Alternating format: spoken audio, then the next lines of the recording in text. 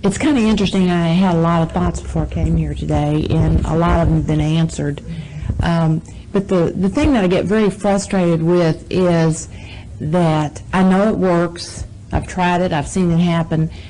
And but it's like all of a sudden I'll go to sleep and wake up the next morning and a cloud takes over, and I sort of backslide, and I'm right back where I started from, and without even realizing it, and I'm going down the road and I'm feeling more and more miserable, and then all of a sudden, I'll say, well, what am I doing?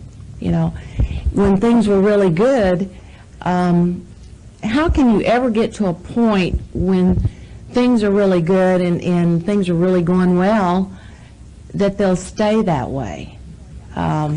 It's like I want them to stay that way, but for some reason I go to sleep and it's like, the bitey booger steps in, and boy, oh boy, I'm off into another tangent. And the nice thing about what you've just acknowledged is that, let's say that you have intended a perfect life and are living it for a while, and then you have a little bit of that, what you are calling backsliding. And it happened first with attention to lack, but you didn't notice that. And so, because you didn't notice it, you kept doing it, and you didn't notice that either. And so, pretty soon you're talking to others about it, but you're not really noticing that either. And then you have a physical manifestation that gets your attention, and then you notice it. And we say, it really does not matter at what point you notice what you don't want. In the moment that you're aware that you're getting something you don't want, just start talking more about what you do want and why you want it. You can turn it around at any point. The answer to your question is, your question is, will I ever get to the point that I don't have any negative? We would say, no, not as long as you're here in this physical environment, because the negative is contrast, and contrast is part of the clarity that you are wanting from this environment. Will I ever get to the place where I'm dominantly joyful?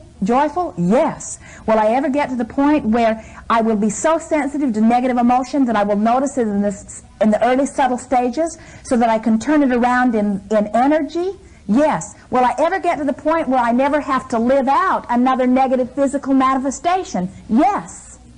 In other words, when you reach the place that you are so much wanting to feel good that you are sensitive to all energy that you are flowing, and in the moment that you have a thought that is negative and therefore disallows the connection with who you are, you feel it and say, ooh, enough of that.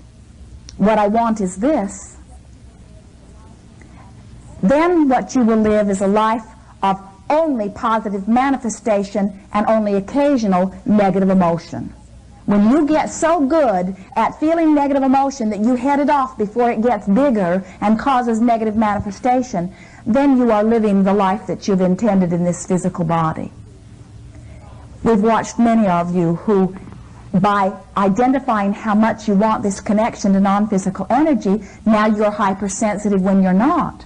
And so things that, in other words, sometimes we see Esther when she is hearing somebody or hearing of somebody saying something hurtful to another person, Esther feels as much pain as if that other person had taken a gun and shot the person dead. In other words, you get more sensitive to thought and energy than you ever have been before. But the big bonus to that is the more sensitive you are to thought and energy, the more you can mold and control the thought and energy before there is a physical manifestation.